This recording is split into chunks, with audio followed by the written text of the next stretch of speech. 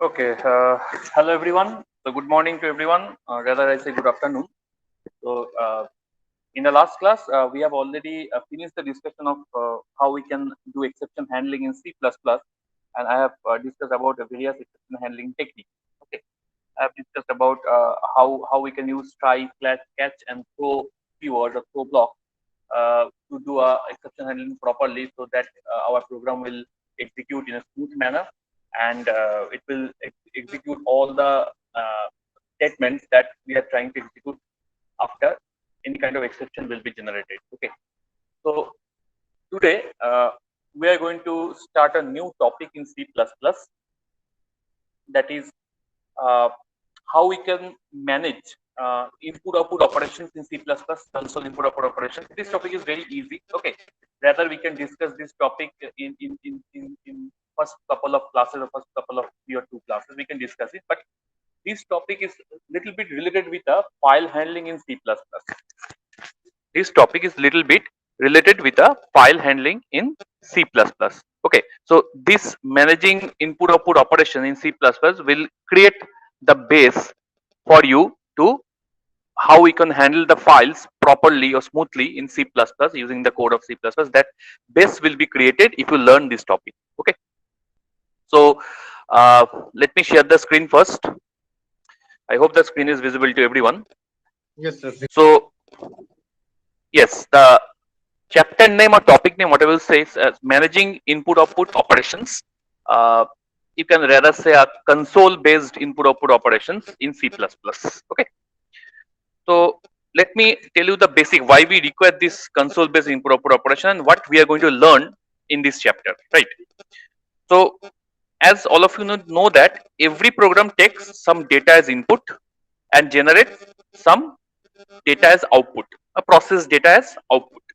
Okay, so to take some data as input and to generate some data as output, we will have to do several input output operations as a programmer in our program. So it is therefore very essential to know how to provide this input data and how to present the results in the screen as an output. So till now, to perform input output operations at runtime, we are not expecting a compile time operation. We are generally discussing about the runtime. That means console based means what? Runtime operations. Okay, that means based on the console. Console means your keyboard. Console means your monitor. Console means your mouse. Okay, everything that is actually attached with the devices, various devices that attach as a peripheral with your system, right? So till now, whatever we have learned, whatever knowledge we have regarding C++, we use two objects of the C++ stream class to do this console input output based operations. For doing input operation, what object we generally use? We have generally used cin, a very famous object, as all of you know, as we have already used cin. That means console input. That object we have used to do input output operations, to do only the input operations, and not only cin. Along with the cin, we will have to use a special operator, which is greater than, if you remember, which is greater than. That means a insertion operator, right? By the help of which we can insert some value through terminal into your system or into your storage device of your system, right? And for output operations, we are using another special kind of object, that is cout, right? Console output. And we will use a less than operation, that is called extraction operation. Along with this cout object, we will use to do output operations. So this both cin and cout, these two objects are a part of the stream class of C++ header file iostream. I think all of you have basic idea about it. These two objects are part of the stream class of the header file iostream. Okay, so hash include iostream, whatever header file we have declared at the beginning of our program, of our source code. Within that header file, this cout, cin, these objects and these operators are embedded to perform the input output operation smoothly or in a easy manner. So C++ supports a rich set of input output functions and operations to do all these input output jobs, right? So like C programming also contains a rich set of input output function, and C++ is nothing but an you can say the superset of C. So whatever functions C programming will have the similar kind of functions to do input output operation that your C++ programming also have. But one new thing that you need to learn here, that C++, you can say C++ uses the concept of stream and stream classes to implement its input output operations. Look at this slide which I am showing in front of you. The concept of stream is very much new to you, but you have already used stream, you have already applied stream in your programming concept, where you have used cout and cin to take input and outputs. At the back end, you actually, this cout cin is actually a object of the stream class of the IOStream header file. That's why IOStream, the term is there. Why IOStream? Input output streaming. Okay.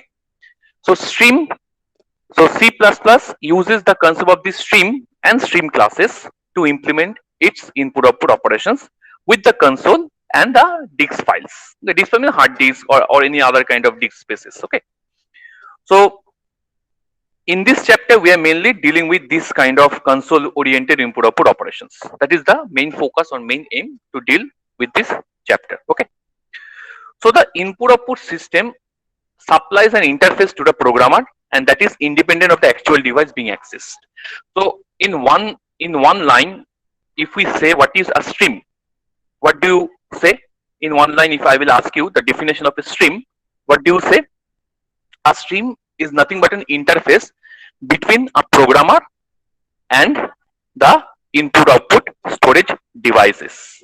What I have said, stream is an interface between a programmer and the input output storage devices.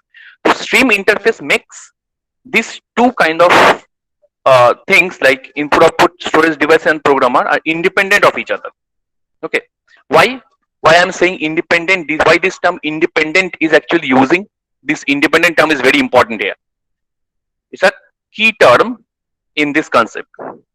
So as a programmer, while you are writing a code, okay, it may be possible that you are inserting the data or inputting the data or outputting the data through the help of different kind of storage devices you are using. Suppose in your system you are using some storage device like disk drives, hard disk drives, or you are using a storage device like tape drive. Okay, so it may be possible that in your system there are different kind of storage devices or different types of storage devices exist, which will help to store the data value which you have taken as for the input output operations.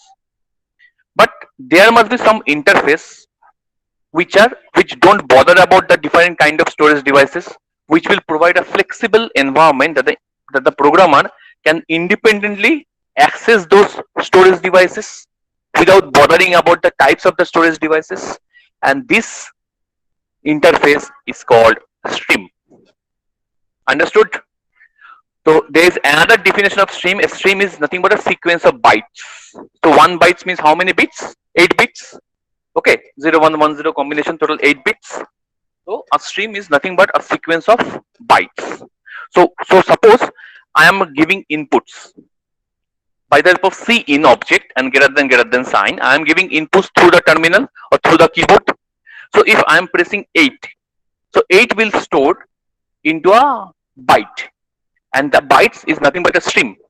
That means 8 will be converted into a 0 and 1 0 pattern at the back ends of 8 bits, right?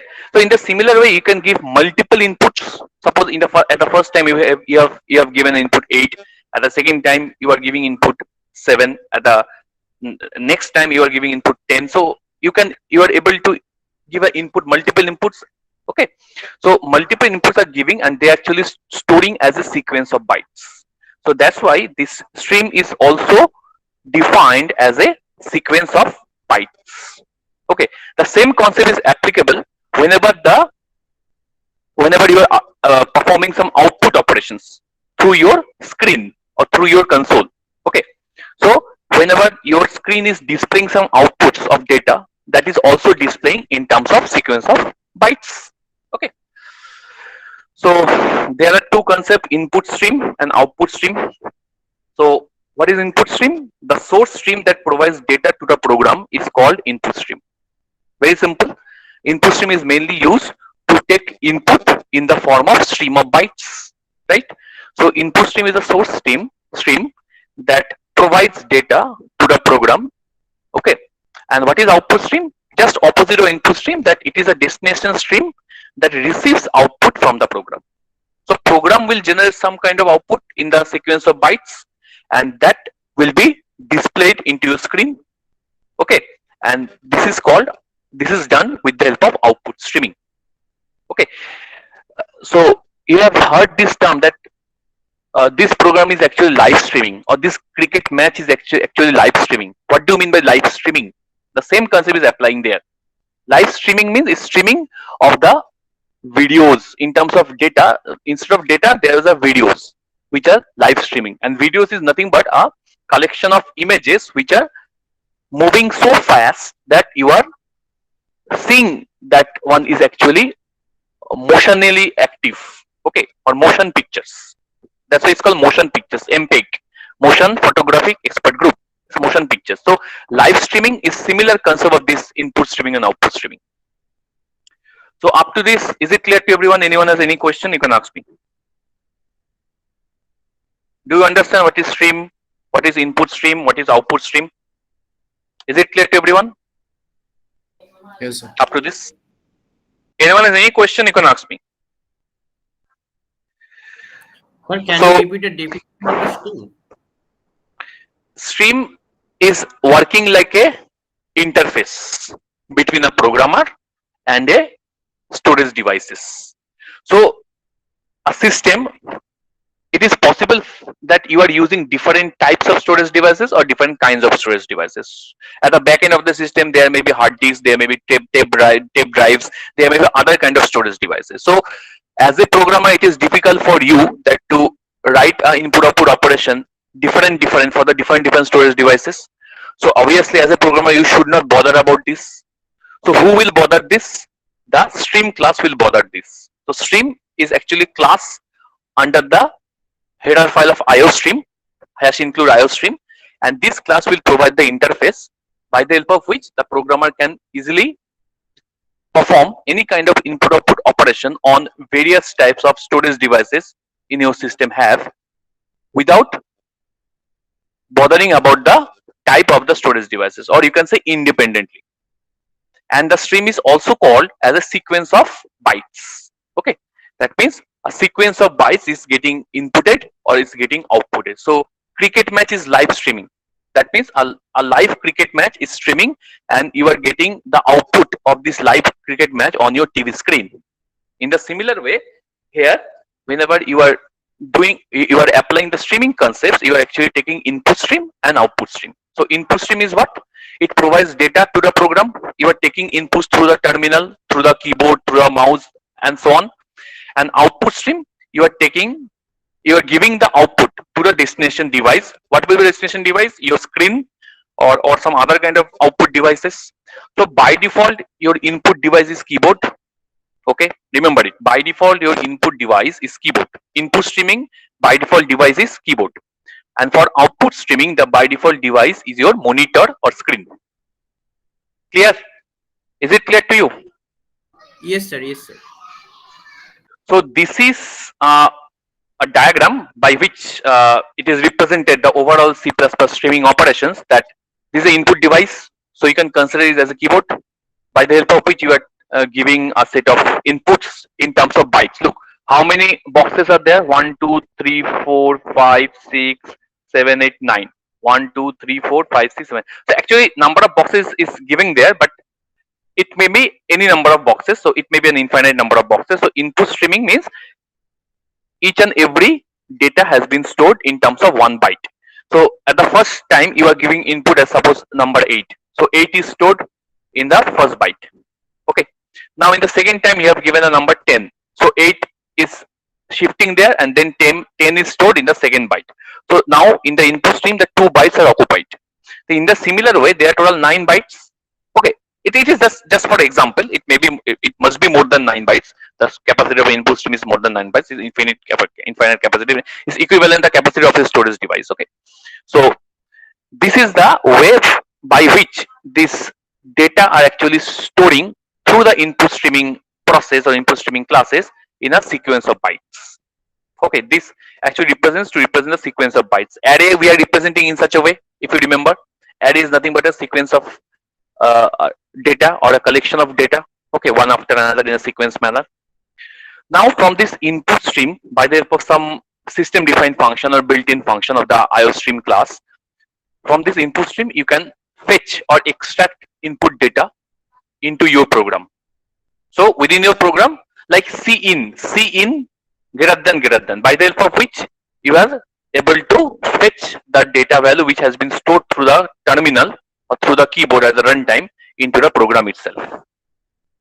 Now from the program, by the help of cout less than, okay, by the help of that coding or that object, you are able to giving the output stream or insertion into the output stream. So from program, it will generate some kind of output, and that output you want to display as a output in your screen, in your monitor. Okay, so that will be done with the help of output streaming concepts. So this is the overall input streaming and output streaming. You can say the workflow. Okay, overall workflow. Now C++ streaming base classes. Okay, so the C++ input output system contains a hierarchy. Let's go to the hierarchy first. Theory you can do. So this is the hierarchy you have seen. Okay, so this hierarchy of classes that are used to define various streams to deal with both the console and disk files. Check this hierarchy very carefully. Okay, so these classes are called stream classes. All these classes are called stream classes. Okay, mainly 4 classes are there. These are not classes, these are part of the stream classes, but mainly 4 classes. This is the first class, iOS. This is the second class, iStream. This is the third class, OStream, and this is the final class, IOStream. So what are the 4 classes? iOS, iStream, OStream, and IOStream. These are also classes, but these are not directly means you are directly using for the input output streaming. Okay, indirectly you are using, but not directly. But main direct classes are these 4 classes. Okay, iOS, iStream, IOStream, and OStream. So obviously it is actually storing into a hierarchical fashion. If you remember your inheritance concepts, so here it will exist a single inheritance. Here it will exist a hierarchical inheritance. This one is a hierarchical inheritance. This one is a multiple inheritance. Okay, so it is nothing but a representation of a hybrid kind of inheritance. Okay, and this one is a multi-level inheritance. Okay, so actually inheritance is applying in this hierarchy. That's why I'm talking about this. I'm just appearing this inheritance concept. Okay, it is actually working behind of it. Okay, so this hierarchy of the stream classes used for input output operations with the console input. Used for input output operation with the console input. So these classes are declared in the header file IOStream. Okay, these classes is declared in the header file IOStream. So the main header file is #include IOStream, which you have given as a default header file for all the C++ programs, and all these classes actually declared or defined as a built-in classes within this IOStream header file. Okay, that you have to remember. Now in this figure, check the figure very carefully. In this figure, iOS you can consider as a grandparent class or the main base class. Okay, base class of which 2 classes? iStream and OStream. iStream and OStream. Stream buffer is also there, but we are mainly focusing on the major useful classes, iStream and OStream. Okay, iStream full form is used for the input streaming, and OStream is used for output streaming. I think from this full form you are already aware. So iStream is used for the input streaming classes, and OStream is used for the output streaming classes. Okay, and this iOS is declared as a virtual base class here. I think all of you have remembered the concept of virtual base class. So is it this IOStream is actually declared as a virtual base class here? so that only one copy of its members are inherited into IOStream. So IOStream actually inherited both the similar copy of the IOStream, iOS class, because iOS class copy is inherited by iStream as well as OStream. So when the IOStream, this class will inherit both the classes. Obviously, it is very simple, or it is very much possible that the same code or same copy of the code of the iOS class will be copied within the IOStream, because the same code is copied in iStream as well as OStream. So whenever the IOStream fetch both the codes, so it will copy the similar code. So that's why we have to make iOS as a base, virtual base class. So all of you know the use of virtual base class. We have already learned about the virtual base class in details in my previous classes. So virtual base class, due to make iOS as a virtual base class, so that only one copy of its member are generally fetched or inherited by the IOStream. Okay. So this class iOS provides the basic support for formatted and unformatted output. Basic support for formatted and unformatted output. Whereas this class iStream provides the facility for formatted and unformatted input, and OStream provides the facility for formatted and unformatted output. Okay. And IOStream, this one provides facility for handling both input and output formatted streams. Okay. So this is the overall hierarchy. Now in the program, how we are using this hierarchy, that we will see. Actually, these are concepts. Okay, in the program, we are not going to use all these class name independently or individually. We actually use the concept of streaming. So whenever you are using C in, C out, this kind of concept, you are actually doing streaming at the back end or at the behind. Okay. And this stream buffer is actually provides an interface to the physical device through buffers. Okay, it provides an interface to the physical device through buffers. Okay, so rest of the things that I think you will learn by yourself. Okay, so this is the major thing that I need to discuss in this C++ streaming classes hierarchy. Okay.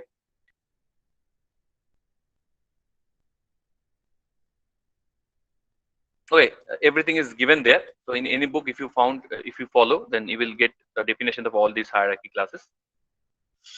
Now, unformatted input output operations. What are the functions that we are using for the unformatted input output operations? So till now, we have already used all these functions. Okay. So the most basic function that we are using for unformatted input output operation is cin and cout objects of the streaming class, that is part of the IOStream header file. And within cin, we are using this greater than sign for taking input through the input stream. And within along with cout, we are using this extraction operator, less than sign, for giving output or showing output at the output screen. And these operators are actually overloaded. I have already told during the lecture of the cin and cout. I have already told this greater than and less than is working like a shift operators. Okay, so in C++, this is working like a shift operators, as well as it is overloaded to work as a new operator, which is insertion operator, and this one will be act as a extraction operator. This is insertion, this is extraction. Okay, this is used for the taking inputs from the input stream at runtime, and this is used for showing the process output on the monitor screen at runtime. Okay, so I am not going to show you the code for the cin and cout, but you have already used multiple times to get the knowledge about cout and cin. Okay, so next two kind of unformatted input output operations that we are using is put function and get function.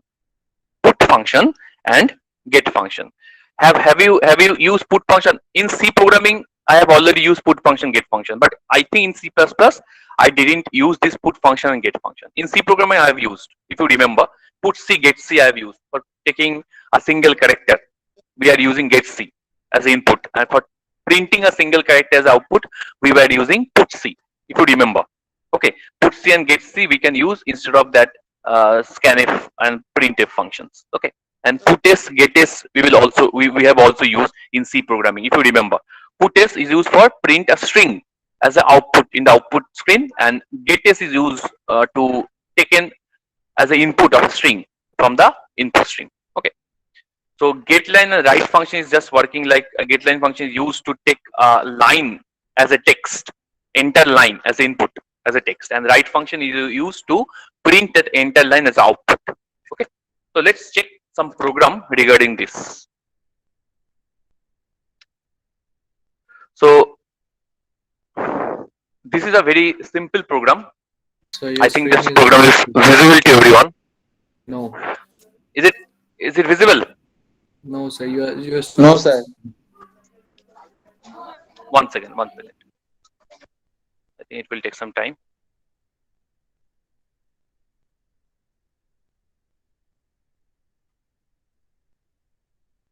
Ja.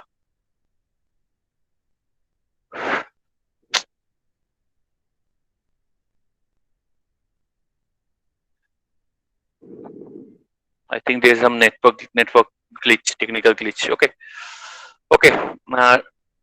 I hope that screen is visible right now. Is it visible to everyone?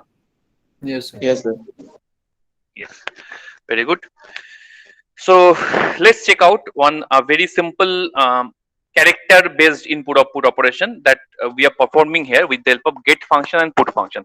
I'm not talking about cout and cin because those functions we are using as a default, and all of you have already used multiple times in many programs these cout and cin functions. Okay, so let's talk about the second kind of input output, unformatted input output, that is getc and putc. How we can use a getc and putc? This is a very simple program that I have written for you. Here I have taken one variable count as a counter variable, you can say, which working like a counter for increment operations. Okay, and I have initialized the value of that variable as 0, and take and declare one character variable c. Now within cout I have printed the statements input text, and we are using the getc function in such a way to take character value as an input and stored into the variable c by the help of this get function. So get function is working along with this cin object because cin is used for the console input streaming, and this cin and get function is part of this one. Okay, input IO stream header file. So cin, we generally take cin, then followed by a dot operator, then the get function, and then the variable we are passing in which we are trying to store the input character or input stream into a variable. Okay, now we are running a while loop until we are getting a new line. Okay, this character c will be continuously read one after another bytes or one after another character. Okay, while you will get the new line, then the reading will stop and it will get outside. Okay, so within this while loop, what we actually do, we actually read whatever input we have given, we actually print each and every input one by one onto the output screen, and for each and every rotation of the while loop the counter will be incremented by 1 just to take up an evaluation that how many times the loop will execute. Okay, or loop will repeat it, right? And the last one, that we are taking the input in such a way, so by the help of this one we are taking only the first input to enter into the loop, then we will print that input, increase the count variable, and then we are again taking the next input. So that will actually repeat it until we are pressing the new line or enter. Okay, enter is equivalent to new line, and after pressing the new line it will just print the total number of characters that you have counted with the help of this counter variable here. That is the use of this getc and put get function and put function. Okay, so if we run this code,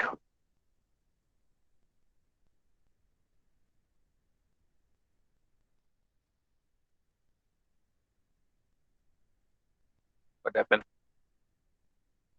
Acha, input text. So the text we have given as the input, suppose hello.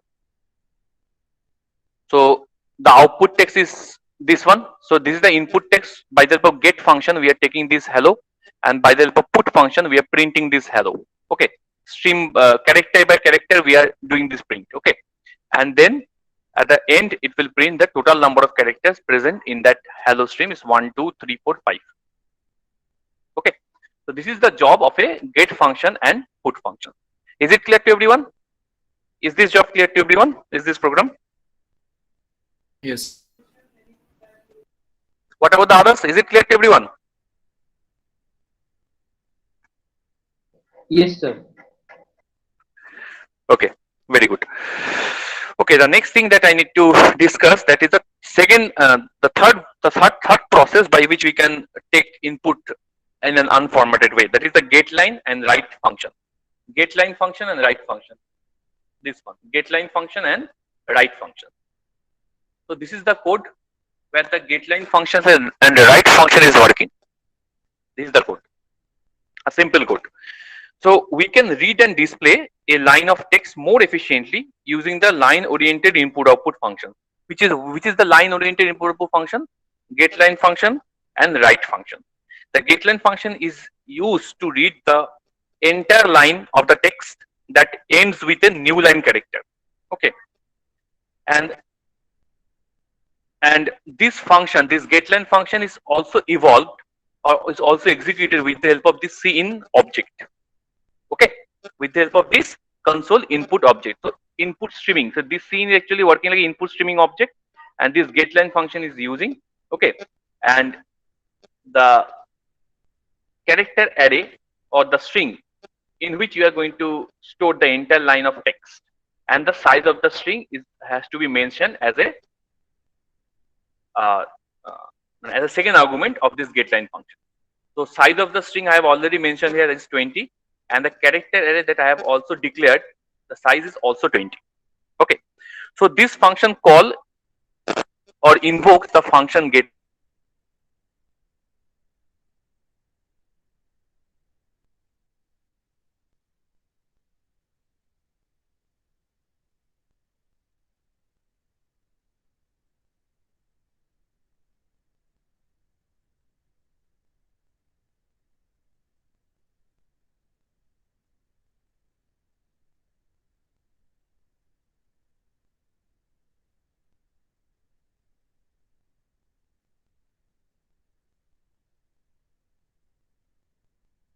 So your mic is muted. And check out the output of this code, whether the code output is correctly executing or not. Okay, so one thing I think all of you have. So, Hello, so hello, glitchable. Yes, so your mic hello, is so glitchable. Hello. Yes, sir. You are audible. hello. Is it okay? Yes, sir. Audible? Am I audible? Yes, Okay, sir. fine, fine. Okay. So check out this program. In this program, I didn't use or I didn't write the write function. I didn't use the write function. I am only using the getLine function. Why I didn't use the write function? That conception will be clear to you.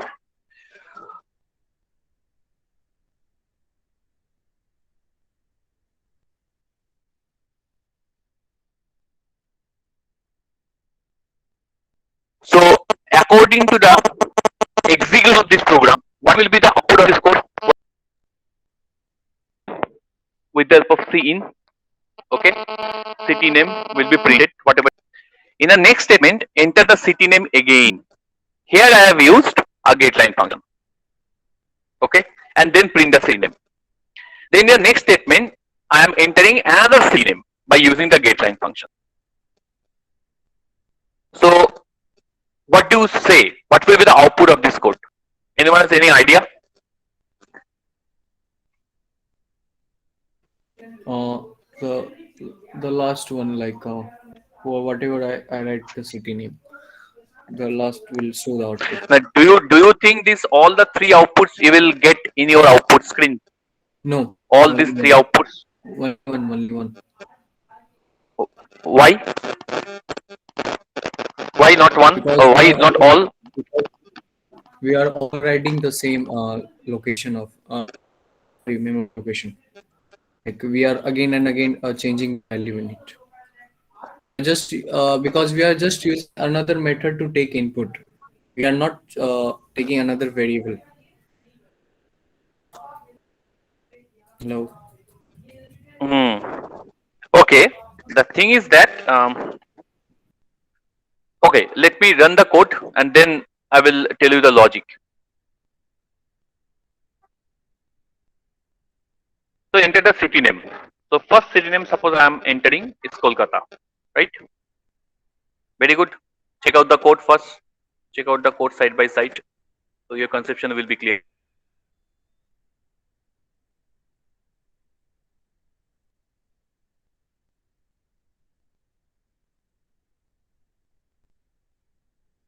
The second, this three line is Okay, skipped. okay. Only it will Didn't see the enter count. the city name again, but it will Yeah. demanding the third one, not the second one. So you are giving the third one, Delhi. So at the output, we are only able to give input for first this one and for the last one, not the middle one. Now we will run this code again. Let me run this code again. Everyone check it out, okay? Try to understand what I'm trying to say here. So here, suppose I am giving the input, suppose New Delhi, suppose, okay? Enter the city name again. So now look, the city name it has given Delhi. Okay. So some output you will get at the second one, for the second one. And it will again demand for a new city name. Suppose I am giving Bombay. So all the three outputs you will get or you will get executed in this way while you are given input. Can anyone tell me what is the logic is running behind of it? Yes, sir. Like the new line at the spaces will take input in the second one. So that's why at first time it Yes, will not yes, very good, very good, very good. So here in this get line, so if you remember while I was discuss about the get line function, I told you that get line function is terminated as soon as whether when you are putting the new line character or when a new line character is encountered. Okay, the new line character is not saved, it is only read. Okay, so here while I am giving only the single name Delhi and press enter, so it will consider as a end of string. But here I am putting the name of the city in a two different words, new, then space and then Delhi, and this space is working like a new line character. So that's why the getLine function has received this space, and this Delhi will be acting like a next getLine function input. Okay, Delhi is acting like a next getLine function input. So in this second run, the word Delhi is read by the function getLine, and therefore here again it does not wait for any input to prompt that enter city name again. Okay. So this is the logic is running behind that how you can use a getLine function, how you can choose to use a getLine function intellectually. So in everywhere or any time you are using a getLine function, it is not a expected. So it is sort of a choice of you that whether you are using getLine function or scene function, scene object directly to take the inputs. Is it clear to everyone? Anyone has any doubt? Is it clear? Yes, sir. Yes, sir. Okay, so we will stop our class here today. Okay, so in the next class, I am going to discuss about the write function which we left today, and then I am going to discuss about. So till now, whatever discussion I have done, that is regarding that unformatted input output operation, not formatted, unformatted.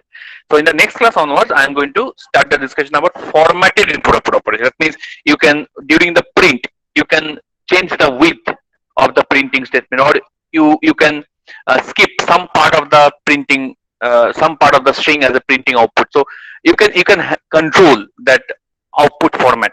Okay, so what are the various functions we are using to control that output format in C++, that we are going to see in our next couple of classes. Okay, so let me stop the recording.